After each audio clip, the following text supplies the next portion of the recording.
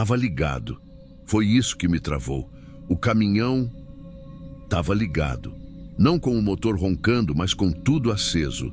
Farol de milha, pisca-alerta piscando e o barulho do eletroventilador ainda fazendo aquele chiado de motor quente desligado há pouco. E a porta do motorista escancarada. Tô falando da BR-163. Trecho entre Sorriso e Sinop. 2 da manhã. Retão seco, escuro, sem acostamento largo, sem posto perto, sem alma viva por perto. Eu vinha no embalo, descendo devagar por causa da carga. Costela suína embalada para uma distribuidora lá no Mato Grosso do Sul. Peso sensível. Não era para ter ninguém ali. Mas tinha. Ou parecia que tinha. Eu vi o vulto do caminhão uns 2 minutos antes. Sabe quando você tá tão no automático que só percebe as coisas quando já tá em cima? Freiei de leve, mais por reflexo que por intenção. Pensei que fosse caminhoneiro quebrado, mas não tinha ninguém na pista pedindo ajuda. Ninguém com lanterna, com colete, só o bicho parado. Piscando lento, capô fechado, carroceria alinhada, e quando eu passei devagar pelo lado esquerdo, a cabine estava vazia. Vazia mesmo. Nem sombra de gente. E com tudo lá. Celular no painel, garrafa de água pela metade no suporte, boné pendurado na alavanca de marcha, porta do motorista aberta como se alguém tivesse acabado de sair. E saído com pressa. Eu não sei te dizer o que me deu. Não foi medo, não de cara. Foi um estranhamento, uma trava. Uma coisa seca na garganta. Engatei o ponto morto, fui reduzindo e joguei o meu pro acostamento uns 20 metros à frente. Acendi o farol alto, olhei pelo retrovisor e fiquei esperando ver alguém saindo do mato. Um motorista voltando do banheiro. Qualquer coisa, nada. Desci, contra o meu próprio juízo. Mas desci.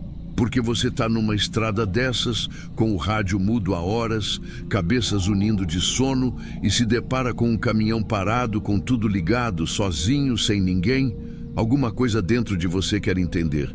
Pisei no mato do acostamento, fui me aproximando, olhando para dentro, e nada mudou. O rádio do cara estava desligado, as luzes do painel acesas, o banco do passageiro com uma mochila encostada. Tinha até carteira aberta com o RG meio de fora. Não olhei o nome. Não quis. Não sei explicar. Parecia íntimo demais. Parecia invasivo. Mas parecia tudo certo, tudo em ordem, menos a ausência do dono. Eu chamei, em voz alta, 1 vez, 2, 3, como se eu fosse idiota. Ô parceiro... Silêncio. Olhando para trás, foi aí que o medo entrou. Porque se tivesse sinal de luta, vidro quebrado, arrasto no chão, barulho no mato... Beleza. Você processa como assalto, sequestro, alguma coisa de humano. Mas não tinha nada disso. Só o caminhão. Só o abandono. Um tipo de silêncio que... soa errado. Como quando você entra numa casa e percebe que a geladeira está desligada. Aquela ausência de ruído que não devia acontecer.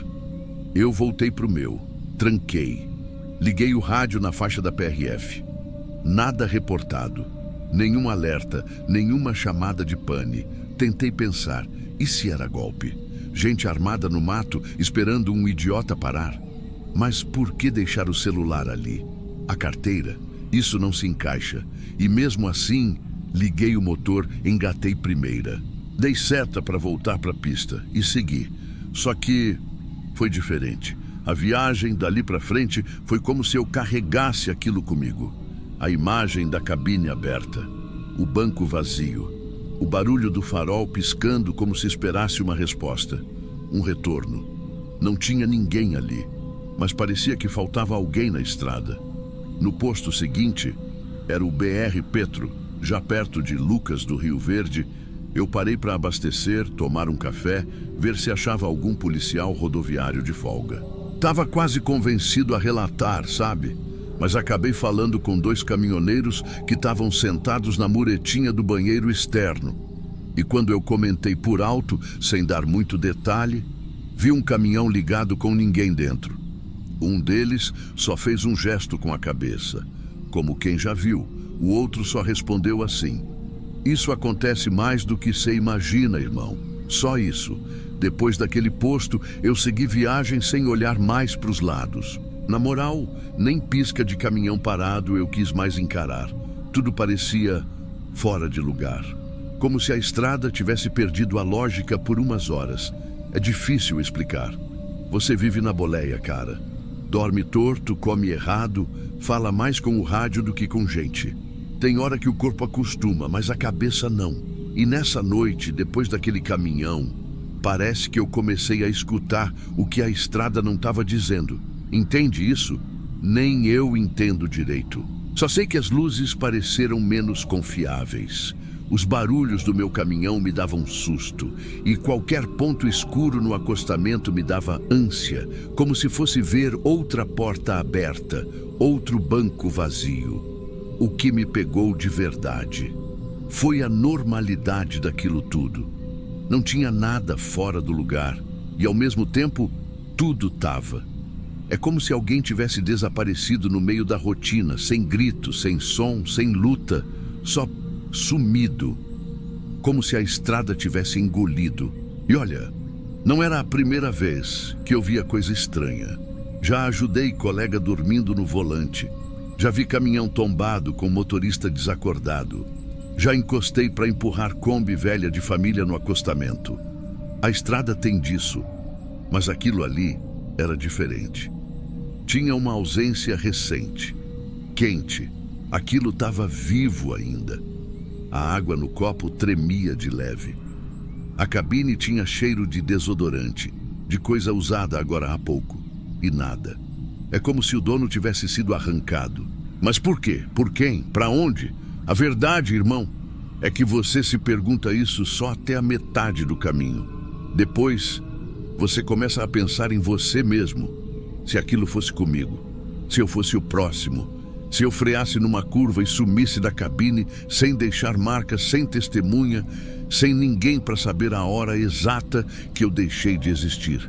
É pesado. E o mais doido é que ninguém se importa. Você fala com outro caminhoneiro, com alguém do posto, e os caras normalizam. Te olham com cara de já vi. Isso é mais comum do que parece. Como assim? A gente vive num mundo onde um caminhão ligado, abandonado, com tudo dentro, é só mais um acontecimento? Eu lembro de ter perguntado no segundo posto que parei. Era quase 6 da manhã, o dia clareando atrás dos eucaliptos. Cheguei esquisito, com o olho ardendo, e comentei com um frentista mais velho, que já devia estar ali há anos. Expliquei por alto. Não queria parecer louco.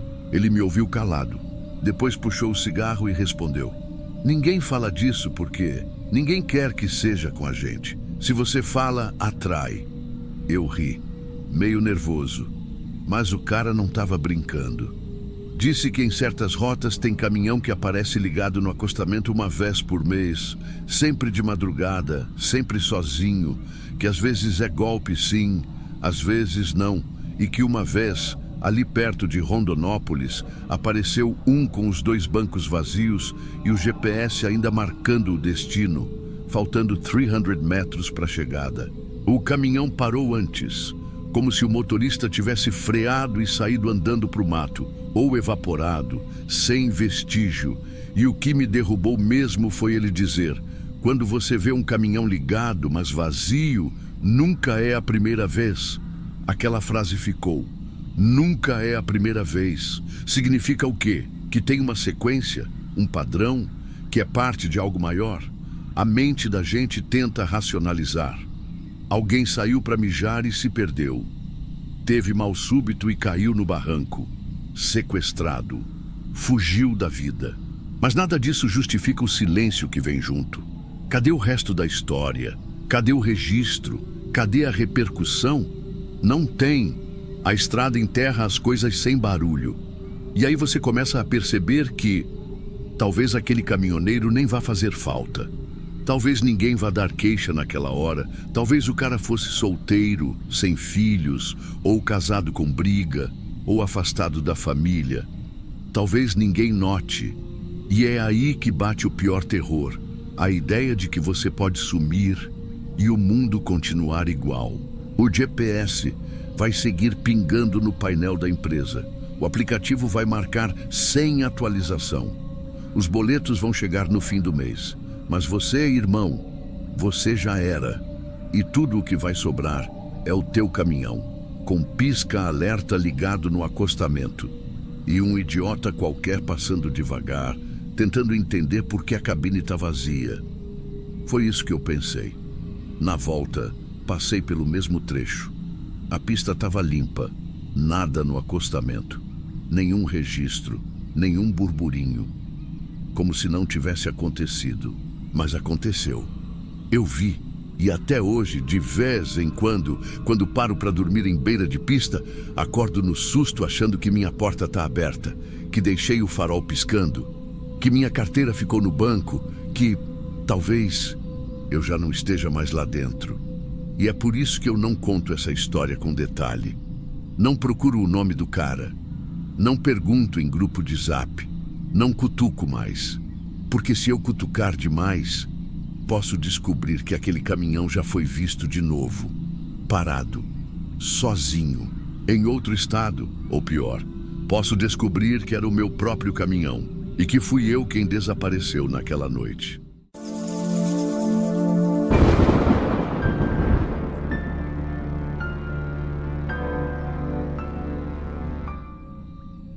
Foi antes da entrada para Morrinhos, ou um pouco depois, não sei. Só sei que a luz da cabine estava baixa, o rádio estava chiando, e eu já nem ouvia mais música, só o som do motor puxando e meu peito apertando, como se um negócio tivesse embolado ali dentro, entre o osso e a alma. Era a terceira viagem sem descanso, Goiás até o litoral, frango congelado, nada demais, mas o corpo já estava me avisando fazia tempo. Só que a gente aprende a ignorar, né? Dorme 2 horas, acorda no susto, joga água na cara e finge que é só mais uma noite ruim. Mas nessa, não era. Eu senti primeiro no braço. Não foi dor, foi peso, como se estivesse carregando alguém pendurado em mim. Aí depois veio pro pescoço, depois veio aquela pontada seca no meio do peito. Aqui some quando você respira fundo, mas volta quando esquece, que nem dívida.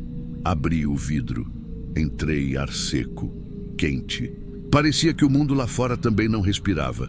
E eu olhava para o asfalto como quem procura uma saída, mas só tinha linha branca, curva, trevo e mais curva.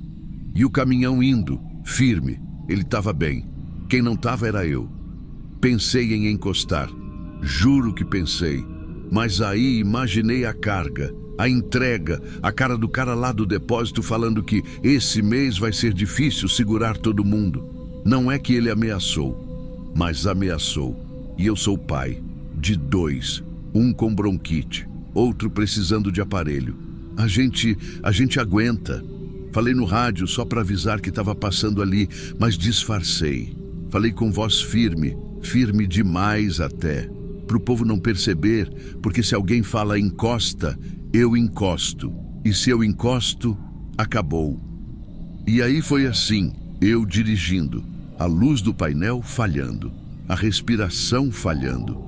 E só eu ali, tentando parecer inteiro por fora, enquanto o corpo ia quebrando por dentro.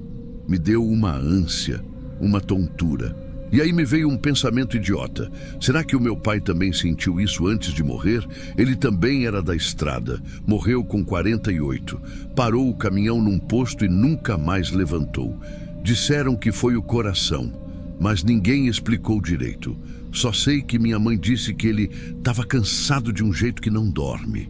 E eu entendi, porque naquela noite, naquela estrada deserta, com o ronco do motor e o zunido do vento, eu estava assim. Um cansaço que não é físico, que não passa, que vai te dobrando por dentro, sem ninguém ver. Olhei no retrovisor, me vi, ou achei que vi, porque o rosto não era meu, era um homem velho, suado, o cabelo grudado, os olhos fundos, como se o tempo tivesse passado só para mim, só ali, só naquela cabine. A mão tremia, Mas o volante estava firme, porque a gente aprende a manter a mão firme, mesmo quando tudo está falhando. É o instinto ou é o medo? Medo de morrer? Não. Medo de ser esquecido. Medo de passar reto por esse mundo, cair no acostamento e só virar manchete de grupo de WhatsApp. Caminhoneiro é encontrado sem vida em trecho isolado da BR. E meus filhos? Como é que iam entender que eu não parei porque não podia? Como é que iam entender que eu fiquei? Que eu aguentei até o último quilômetro? É isso que me apertava mais que a dor no peito. A ideia de que ninguém ia saber que não foi escolha, que não foi burrice. Foi sobrevivência. A gente não tem luxo de se ouvir. O corpo pode berrar, mas o frete é que manda. Eu queria dizer isso para eles. Queria que o rádio gravasse, que alguém ouvisse depois, que soubesse que eu tentei, que eu vi a dor chegando e segui mesmo assim. Mas naquela hora, o que tinha era o farol, o breu, o som das rodas e o corpo indo embora de mim, devagar. E ninguém vinha. E eu comecei a entender o que é morrer na estrada. Não é parar de respirar. É saber que não vai ter ninguém para segurar sua mão quando o volante cair. Eu pensei que estava melhorando. A dor deu uma trégua ali perto de Itumbiara. Estava tão fraca que quase esqueci. Quase. Mas quando a gente esquece, é que ela volta mais forte.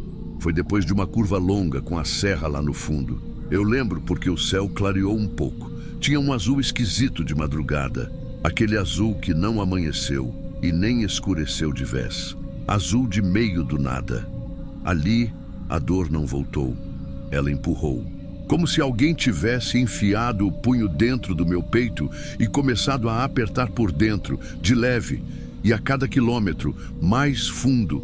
Eu encostei as costas no banco, soltei o acelerador, mas não parei.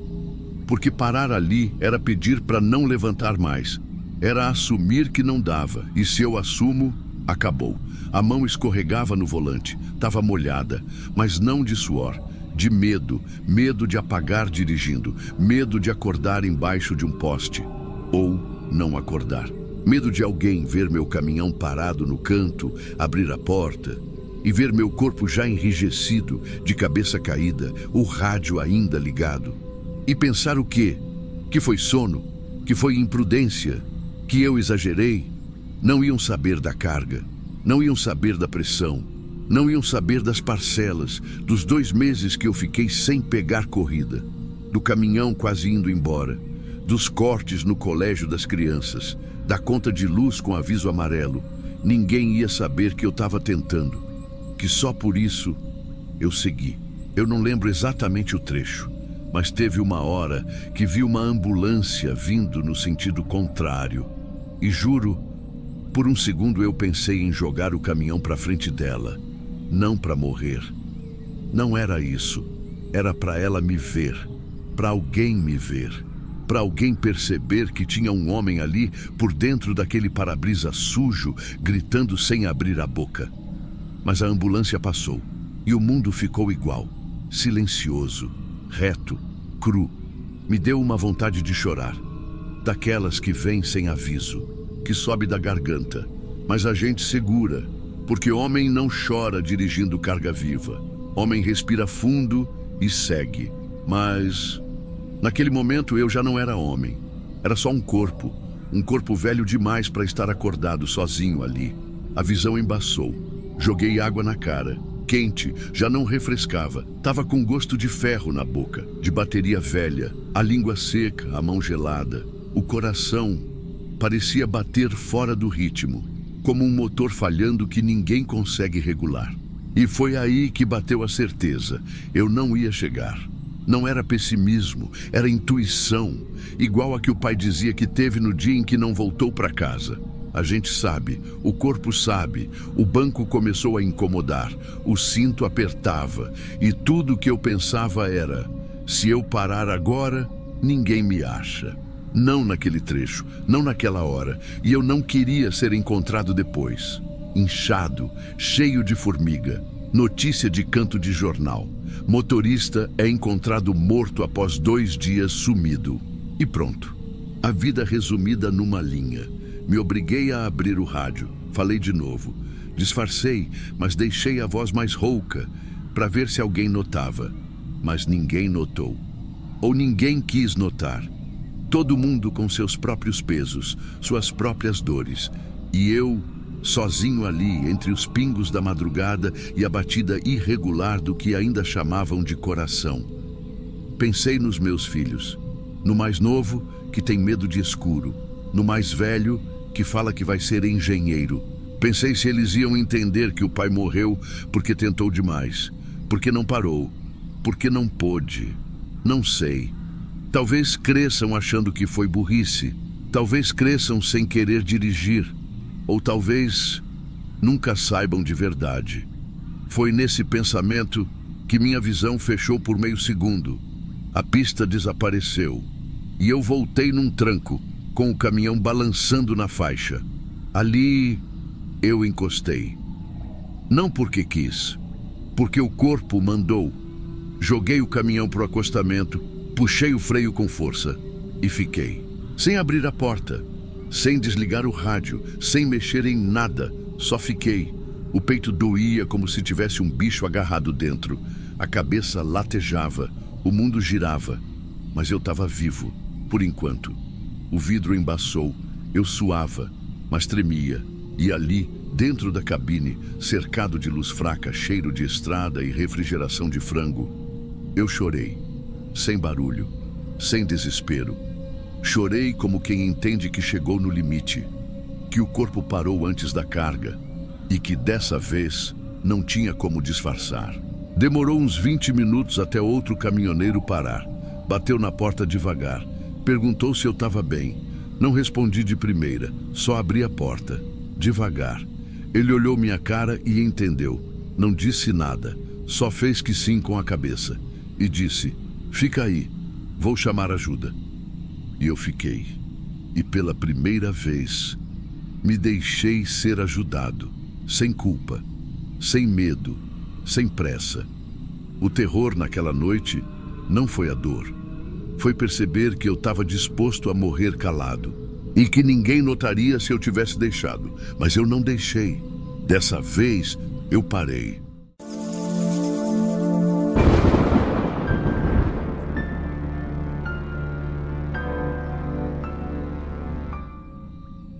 Gelado. Não o tipo de frio de serra, de altitude, de madrugada. Era outro tipo. Vinha de trás. Desde que eu saí da empresa, era como se a boleia respirasse gelado. Aquele baú frigorífico lacrado com os frangos parecia pulsar. E olha que eu nem sou disso de exagerar, nem costumo reclamar. Mas aquilo não era o normal, não era só frio. Era minha terceira viagem direto, sem revezamento. Saí do oeste do Paraná para descer até o litoral paulista. Frango congelado, carga fácil, sem muito risco. Mas foi a viagem mais pesada que eu já fiz. A primeira hora foi tranquila, rádio desligado, como sempre. Só eu, o motor e o zumbido do ar-condicionado que já vem da carga ali atrás. Mas teve uma hora que eu senti a carroceria puxar, como se o baú desse uma dilatada. Sabe quando você segura a respiração e depois solta devagar? Foi tipo isso. Meio abafado, seco. Não era buraco, não era vento lateral. Não era nada disso. Era uma movimentação que não fazia sentido. Parei no primeiro posto. Pedi para checar o lacre e a temperatura, só para ter certeza que eu não estava ficando doido. Tudo normal. Tudo selado, tudo gelado. Mas quando subi de novo, já não era mais a mesma coisa. O volante parecia mais leve, a estrada mais escura. E o tempo? O tempo começou a não passar. Teve um trecho em que eu jurei que estava rodando em looping. Vi 3 vezes a mesma placa, seja bem-vindo a Itararé. E eu nem devia estar passando por Itararé. Comecei a pensar, o que é que eu tô levando lá atrás? Frango? Ou pedaço meu? É que é difícil explicar.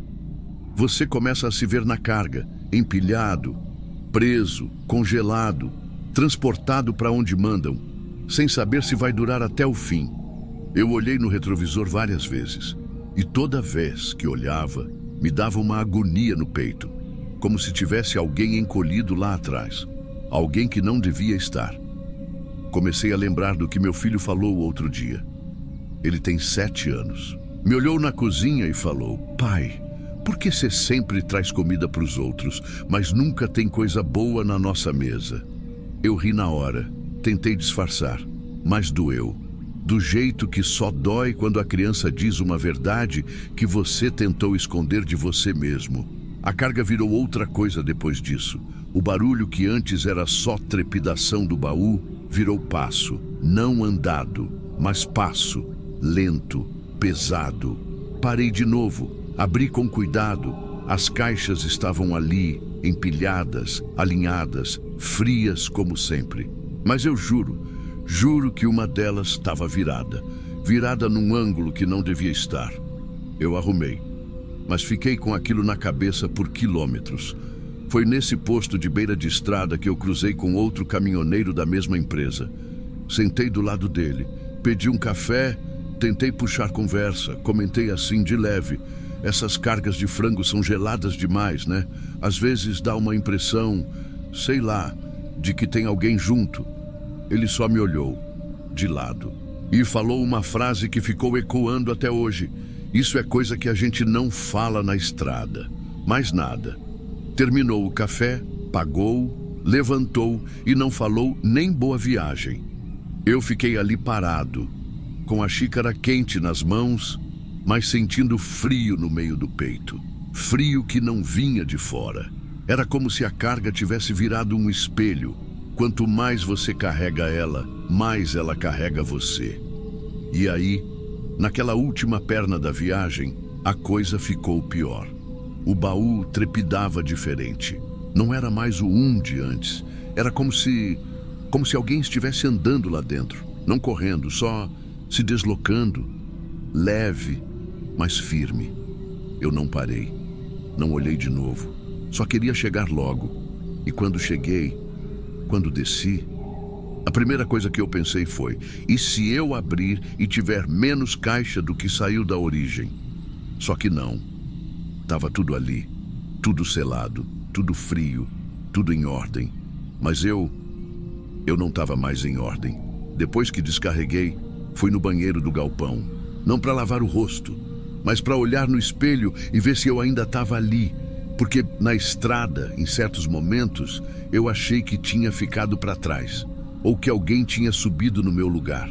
Não sei explicar. É como se eu tivesse virado a própria carga. Quando voltei para frente da transportadora, fui fazer o check-out da entrega. Papelada, assinatura, conferência com o fiscal da empresa. Tudo como sempre. Só que tinha um cara sentado num banco do pátio, ali perto da sombra da cobertura de carga seca.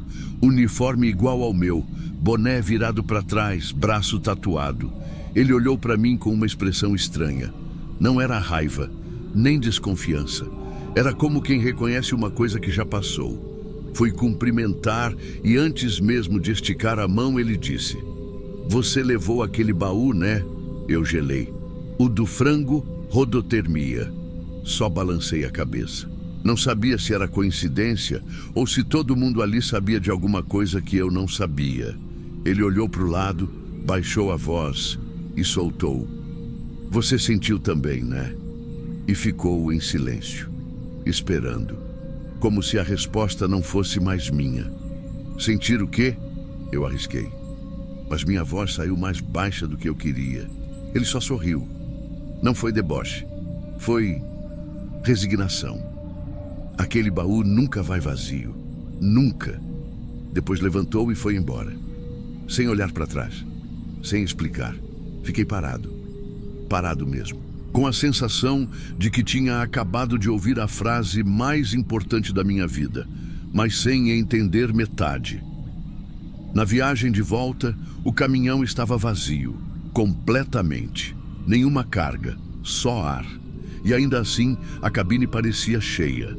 A cada curva, eu sentia que algo se inclinava junto comigo. Não fora do caminhão, dentro. Eu me peguei conferindo o retrovisor toda hora. não para ver os carros, mas para ver se eu via reflexo de alguma coisa onde não devia. Não vi, mas também não consegui parar de olhar. Tinha um ponto da viagem, logo depois de Campinas, que eu conhecia bem.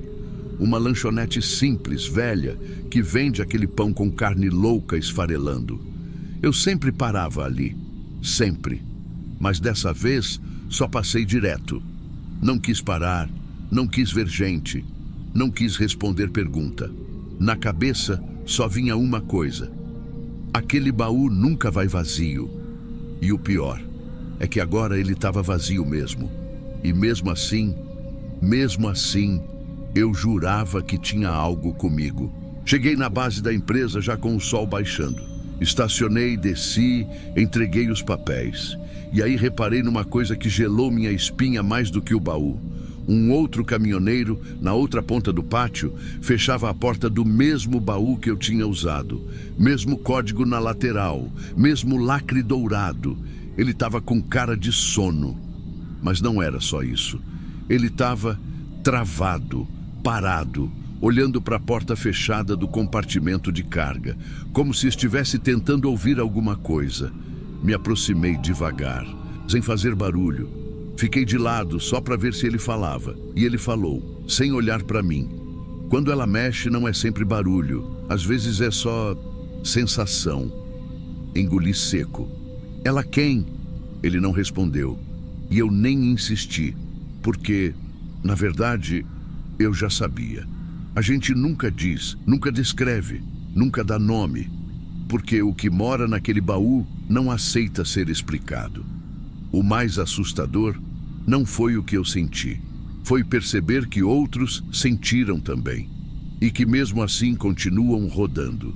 Porque o que assombra não é o fantasma, é a necessidade de seguir, mesmo que alguém ou algo siga junto.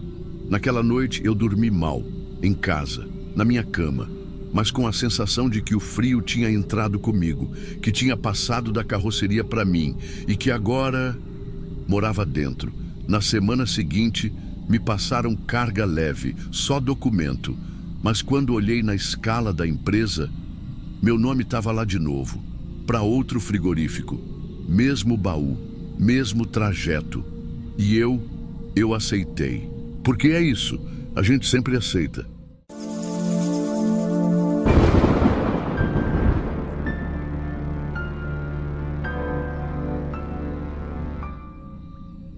"40 dias. Foram 40 dias rodando sem parar, dormindo em beira de posto, comendo o que dava, sem saber mais se era terça ou sábado.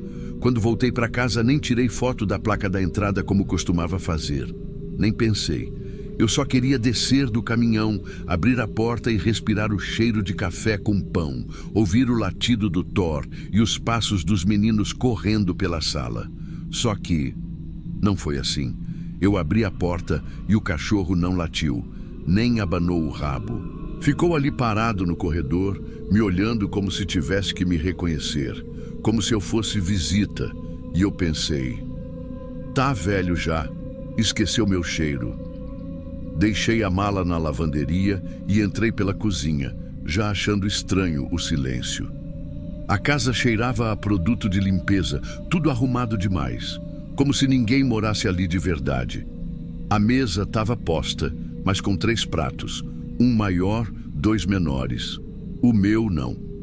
A Isa apareceu vindo do quarto, enxugando a mão num pano de prato. Me deu um sorriso curto, como quem cumprimenta o porteiro do prédio. Disse, oi, chegou? E depois virou de costas e continuou mexendo no forno. Eu fiquei parado, nem abracei, nem falei nada. Só fiquei tentando entender que parte daquilo estava errada. Porque estava tudo igual, mas não estava. Minutos depois, os meninos chegaram da escola. O pequeno, de 4 anos, me olhou como se eu fosse o carteiro. Disse moço, antes da Isa corrigi-lo com um... É o papai, filho. Mas não tinha entusiasmo, nem culpa. Só a correção, como quem aponta uma palavra errada num exercício. O mais velho, de 7, disse, oi, pai. E foi direto para o quarto, como se eu tivesse voltado de uma padaria, não de 40 dias no Brasil. E aí, Aí bateu. Eu percebi que ninguém ali tinha sentido falta de mim. Eles viveram, comeram, dormiram, brincaram, estudaram, brigaram, fizeram tudo sem mim. E agora que eu voltei, parece que atrapalhei o ritmo. Parece que eu era o estranho entrando num sistema que estava funcionando. Fui até o quarto. A cama estava com um lençol novo, mas as almofadas do lado que eu dormia não estavam mais lá. Meu travesseiro tinha sumido. Até o criado mudo do meu lado tinha um abajur diferente, rosado, que eu nunca vi. Me sentei e, eu juro, parecia que meu corpo não cabia mais ali, como se aquele espaço tivesse desaprendido meu formato. No jantar, me sentei no lugar de sempre e vi que já tinha um prato ali, mas com talher torto, guardanapo de papel rasgado, tipo improvisado. O da Isa e o dos meninos estavam alinhadinhos, certinhos, como se fossem rotina. O meu era adição. Na rua, no dia seguinte, fui comprar pão. A moça da padaria me perguntou se eu era parente da Isa. Eu sorri e falei que era o marido. Ela arregalou o olho e soltou um "Nossa, achei que fosse separado, porque você nunca está aqui." No caminho de volta, encontrei o carteiro. Me cumprimentou com aquele jeito de "tô tentando lembrar quem é você" e disse: "Opa, tá de visita, né?" Ali eu travei, porque eu comecei a perceber uma coisa. Eu não era mais parte daquele bairro. As lojas mudaram, pintaram a fachada do açougue, a vizinha trocou o carro. E eu ainda estava com a calça de sempre, o tênis surrado, a barba de quem não vê espelho. Eu era o retrato de alguém que vive em trânsito. Em casa, tentei brincar com o pequeno. Ele riu, mas depois saiu para brincar sozinho. Tentei conversar com o mais velho, mas ele já está com os próprios assuntos, os próprios joguinhos, os próprios silêncios. Com a Isa, bom, a Isa virou uma colega de casa. A gente divide as contas, os filhos e o espaço. Mas a intimidade foi ficando pelo caminho. Cada cidade que eu passava, cada madrugada dirigindo, parece que levava uma parte. E não teve briga, não teve traição. Não teve drama, só teve o tempo passando enquanto eu não estava. Naquela noite, fiquei em pé na cozinha sozinho, tomando água gelada direto da garrafa, olhando para o reflexo da luz na janela. E foi ali que caiu a ficha. Eu cumpri meu papel, trouxe dinheiro, trouxe comida, paguei as contas, mas deixei de ser presença. A casa seguiu, a vida seguiu. Eu fiquei rodando. Na estrada, eu era alguém. Era o cara que resolve, que entrega, que chega. Mas em casa, eu era um eco, um retrato velho na estante. E ninguém me esperava de verdade. No outro dia, tentei ajudar, levar o menino na escola, arrumar as mochilas, perguntar do dever de casa. Mas tudo que eu fazia parecia fora do ritmo. Eles já tinham outro compasso, outra organização. Cada gesto meu tropeçava nos deles. A Isa não reclamava, mas também não sorria. Era pior assim, porque não tinha briga, não tinha mágoa, tinha silêncio. Um silêncio que não era vazio, era cheio de ausência. E o pior, uma ausência que já não fazia falta. Eu comecei a andar pela casa como se fosse a primeira vez, reparando nos detalhes. Um porta-retrato que saiu da sala, o shampoo no banheiro que agora era de outra marca, os ímãs da geladeira trocados, o controle da TV que ficava em outro lugar. Cada pequeno detalhe era uma evidência de que a casa tinha seguido. Eles se ajustaram, se acostumaram, e eu era só mais um móvel fora do lugar. Tentei forçar conversa com a Isa, perguntar como estavam as coisas, mas ela respondia curto, não por maldade. Só porque não tinha mais o que dizer. Eu não fazia mais parte do cotidiano. Ela dizia, tá tudo normal. Mas nada tava. Na hora de dormir, deitei do lado que era meu por direito, ou que costumava ser, mas o lençol era outro. O travesseiro tinha cheiro de lavanda. O ventilador estava virado para o outro lado.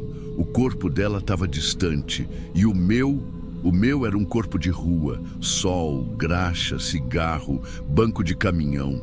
Eu virei de lado e pensei, é como se meu cheiro não pertencesse mais aqui. E sabe o que mais doeu? Foi ver que ninguém ali estava errado. Não era culpa da Isa, nem dos meninos. Eles só se adaptaram. Fizeram o que qualquer um faria. Continuaram vivendo. E eu parei no tempo, congelado na última lembrança deles me abraçando no portão. Congelado na ideia de que bastava voltar para tudo se encaixar de novo. No terceiro dia, fui na garagem. Liguei o caminhão. Não para sair, só para ouvir o motor. Para sentir que ainda tinha alguma coisa que me reconhecia. Alguma coisa que obedecia meu toque. E ali, com o ronco abafado no peito, eu chorei. Chorei quieto, como quem engole a própria existência. Porque eu percebi que aquela casa não era mais minha. A estrutura era.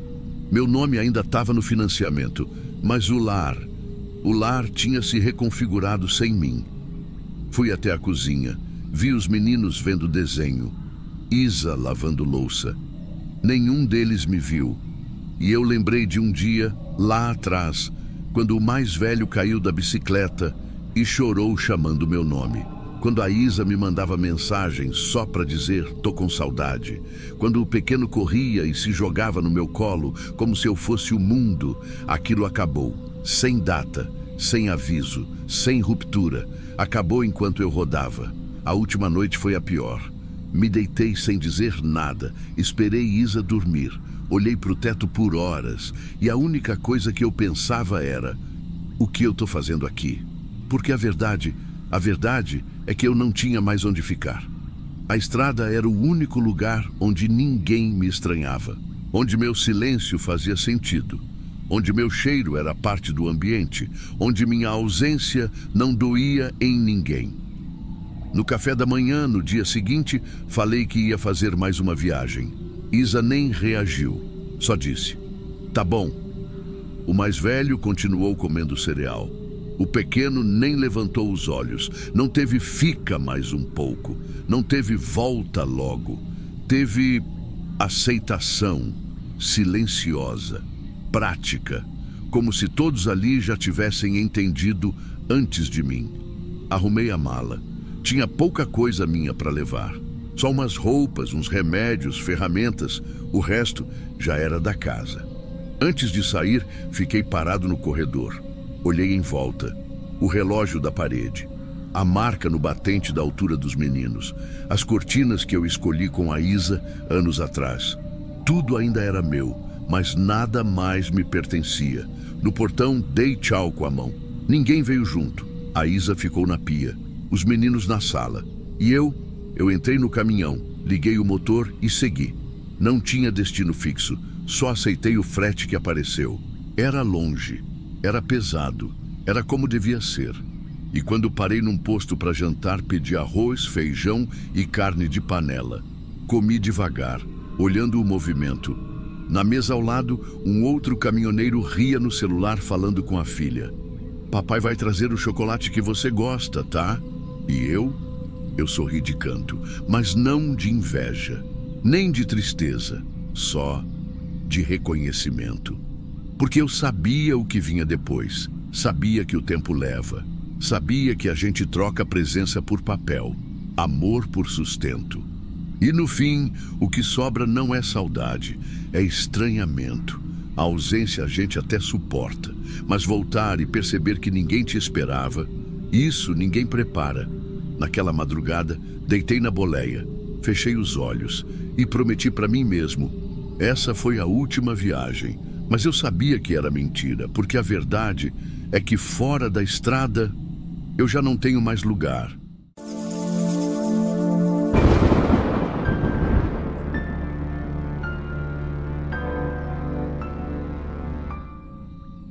Não é fácil explicar, porque parece pouco.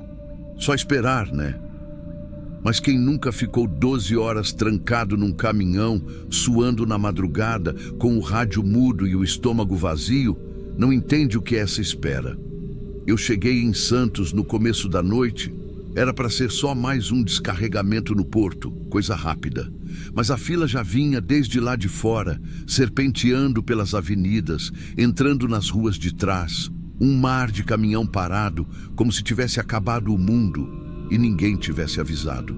Eu estacionei onde mandaram, desliguei o motor e esperei. E é aí que começa. Não é o tempo que pesa, é o jeito que ele vai te desfazendo. No começo você tenta passar o tempo, mexe no celular, ouve uma música, ajusta o banco, tenta cochilar. Mas depois de umas 4 horas, o banco começa a machucar a lombar, a perna formiga, o pescoço trava e a única coisa que você consegue pensar é: ainda não chamaram? Dormi de mau jeito, sentado, com o pé encostado no volante, coluna torta. Acordei 2 vezes suando frio. Uma porque achei que alguém estava batendo na porta. Não tinha ninguém. E outra porque eu sonhei que tinha perdido a hora. Como se fosse possível perder a hora estando parado. Na 6ª hora, meu estômago começou a doer. Era só salgadinho e café, café e salgadinho. Aquelas merdas que a gente compra no posto sem nem pensar. Um caminhoneiro do lado abriu a porta da boleia, desceu, ficou em pé, olhando para o nada. Só isso. Parecia que ele estava tentando lembrar quem ele era. Acho que foi aí que comecei a sentir que o lugar estava vivo, não de jeito místico, nem coisa de filme. Vivo no sentido de que a espera tinha peso. Ela te via, te absorvia. Cada farol apagado de caminhão parecia um olho fechado te ignorando. E cada buzina ao longe soava como se alguém tivesse tentando avisar: você não vai sair daqui. Vi o mesmo caminhão vermelho 3 vezes. Juro, primeira vez ele estava 2 carretas à frente. Depois vi ele parado lá atrás. Na última estava do outro lado da rua. Era o mesmo, o amassado no para-choque, a lona desbotada, tudo igual. Será que eu dormi e sonhei? Ou o tempo embaralhou? Comecei a pensar nisso com uma dor latejando atrás dos olhos. Como se meu corpo estivesse tentando me dizer para ir embora. Só que ir e para onde? Os motoristas do lado, ninguém olhava para ninguém. É como se todo mundo soubesse que fazer contato só piorava. Ninguém quer ser lembrado de que está preso. Melhor ficar mudo, imóvel, igual os caminhões. Eu olhei para minha foto grudada com fita no painel. Minha filha. Estava com um chapéu de papel que ela mesma fez na escola, com um glitter azul e uma estrela. Sorriso banguela, feliz da vida. O plano era chegar a tempo da festinha. Eu prometi. Falei que ia trazer presente, bolo, o que ela quisesse. Mas o relógio já passava da meia-noite. Aquele momento, aquele relógio digital piscando 0 o for no painel. Aquilo me deu uma sensação que não sei descrever. Como se tivesse passado da hora de existir. Como se eu tivesse deixado de ser pai, de ser gente. E agora era só parte da fila. Uma engrenagem imunda de um sistema que não te vê, nem te chama. Tentei dormir de novo. Virei de lado, o joelho batia na porta, a cabeça pesava para o outro. A cada barulho, eu abria os olhos com uma esperança boba. Um rádio ligado, alguém me chamando, qualquer coisa. Mas era sempre o mesmo som. Caminhão gemendo de leve, motor batendo fraco, ou a respiração de alguém cansado demais para conversar. Cheguei a pensar que talvez ninguém tivesse sido chamado. Nunca. Talvez aquela fila não tivesse fim porque ninguém saía. Só ia ficando velho, vazio, substituído por outro caminhoneiro cansado que também achava que era só uma noite ruim. E nessa, a gente vai sendo engolido. Engolido pela espera. E o pior é que não tem nada de espetacular nisso. É só o abandono de sempre, só que concentrado. Silencioso, com diesel no ar e promessa quebrada no bolso. O pior não foi a dor nas costas, nem a fome. Foi quando amanheceu e nada mudou. O céu, clareando devagar, encostado nos guindastes do porto, parecia deboche. A fila seguia do mesmo jeito, mesmos caminhões, mesmos rostos apagados, tudo igual. Parecia replay. Um dos motoristas que estava do meu lado sumiu. O caminhão dele estava lá, ligado inclusive, mas a cabine vazia. Primeiro achei que ele só tinha ido mijar ou buscar um café, mas passou meia hora, depois mais uma. Desci, bati na porta. Nada. A garrafa térmica ainda quente no console, o celular carregando, o rádio mudo. Ninguém ali achou estranho. Ou fingiram que não viram, como se não fosse a primeira vez. E talvez não fosse mesmo. Sentei de novo. O calor começou a bater de lado. Abri um pouco a janela e o cheiro de diesel veio direto, misturado com maresia e suor velho. Eu olhava o retrovisor. Era só o meu rosto, mas inchado, esquisito. Tinha alguma coisa nos meus olhos que eu não reconhecia. Cansaço demais, talvez. Ou outra coisa. Na minha cabeça, a voz da minha menina misturava com o barulho do mar. Eu comecei a ouvir umas palavras soltas, como se fosse ela me chamando, mas eu sabia que era imaginação, ou queria acreditar que era. Fechei os olhos por uns minutos. Quando abri, o caminhão vermelho estava lá de novo, do outro lado, com a porta entreaberta. Era ele, o mesmo. A mesma lona rasgada perto da placa, a mesma corda azul enrolada na lateral. Ninguém no banco do motorista. Eu lembro que rir mesmo, com a boca seca, mas sem saber por quê. Eu não estava mais com medo, nem agoniado. Eu estava meio fora, como se tivesse aceitado que aquilo ali era o mundo agora. Ali, dentro da cabine, o tempo não passa. O corpo pesa, mas não dói mais. A cabeça fica leve e densa ao mesmo tempo. As lembranças vêm esquisitas, confusas. A última coisa que comi foi uma bolacha velha que achei na mochila. Nem mastiguei direito, engoli sem pensar. E a garganta arranhou como se fosse areia. Aí veio uma vontade súbita de descer, esticar as pernas, andar até o fim da rua, ver se a fila acabava. Mas era como se meus pés tivessem pregado no assoalho. A sensação era de que, se eu saísse, não ia conseguir voltar. Ou talvez ninguém fosse mais me ver. Eu vi um cara mais velho cruzar na frente dos caminhões com uma sacola.